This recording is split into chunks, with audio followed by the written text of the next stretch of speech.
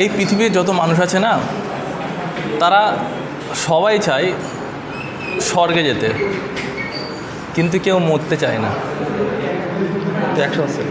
মানে সবাই বলে যে আমি স্বর্গে যাব, কিন্তু যখন মরার কথা বলে সবাই ভয় পায়, না আমি মরবো না, বা আমার মানে মরে গেলে আমার কী হবে, ভয় পায় মরাকে। Simple matter, we are human being. আমি এখানে বোঝাতে চাইছি স্টেপ বাই স্টেপ সব কিছু হবে। আগে তো মানুষ মরবে, তারপরে তো স্বর্গে যাবে। তুমি স্বর্গ চাইছো কিন্তু মরতে চাইছো না, তাহলে কীভাবে স্বর্গে যাবে? ঠিক আছে।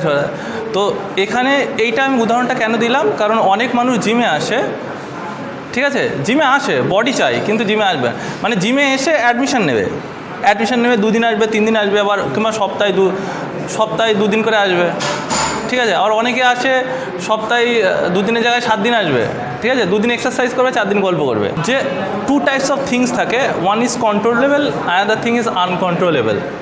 তো কনসিকোয়েন্স ইজ আনকন্ট্রোলেবল, মানে আমার পরিণতি বা ফল আনকন্ট্রোলেবল। মানে আমি পরীক্ষায় এইচএসে এক্সাম দিয়েছি, কিন্তু আমি কত নম্বর পাবো সেটা আমার হাতে নেই, কিন্তু আমি পরীক্ষা কেমন দেবো সেটা আমার হাতে।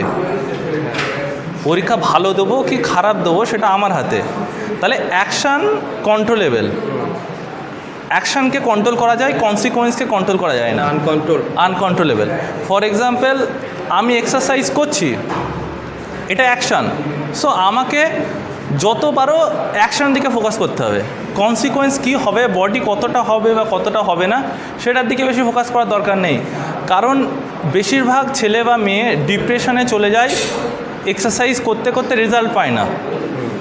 তারা ভাবে যে আমি এরকম এক্সারসাইজ করলে হয়তো তো আমার তাড়াতাড়ি বডি হয়ে যাবে, কিন্তু আমরা উই আর হিউম্যান বিং। প্রত্যেকটা জিনিসের টাইম লাগে, স্টেপ লাগে, সময় লাগে।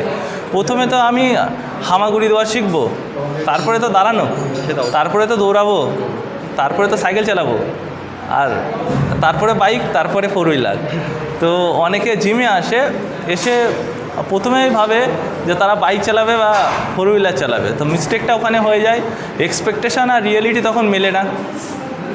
আমার এক্সপেকটেশান এইটা, কিন্তু রিয়ালাইজেশান বাস্তবে হচ্ছে না, কারণ তারা আনকন্ট্রোলেবল থটসের দিকে যায়। আমি চাইবো যে পার ডে আমি জিমে যাব, তার জন্য আনকন্ট্রোলেবল কনসিকোয়েন্স কি, ওয়েদার খুব গরম, তো ওটাতে আমি কন্ট্রোল করতে পারবো না। এখন যেরকম বৃষ্টি হচ্ছে, খুব বৃষ্টি, ওটাতে আমি কন্ট্রোল করতে পারবো না।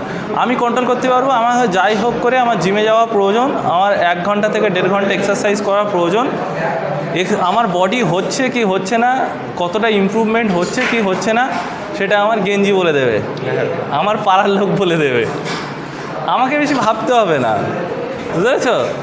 আর আমি সবসময় আমার সম্বন্ধে পজিটিভ ভাববো, পজিটিভ অ্যাকশন সম্বন্ধে ভাববো, কারণ কনসিকোয়েন্সের জন্য তো পাড়ার লোক আছে। হ্যাঁ, তোর জন্য না জিম নয়, বডি তোর জন্য হবে না, সব বড় লোকের জন্য।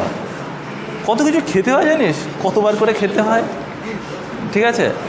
যারা যে ফিল্ডে নেই তারাই তোকে বেশি জ্ঞান দেবে, বোঝা গেল? Every time you have to focus on action rather than consequence, then in the step the success will be। মানে দা মেন কথা হচ্ছে আমাদের ফলটাকে মাথায় না রেখে কাজটা করা উচিত। একদম কাজ যদি সঠিকভাবে করা হয়, ফলটা এমনিতেই এসে যাবে।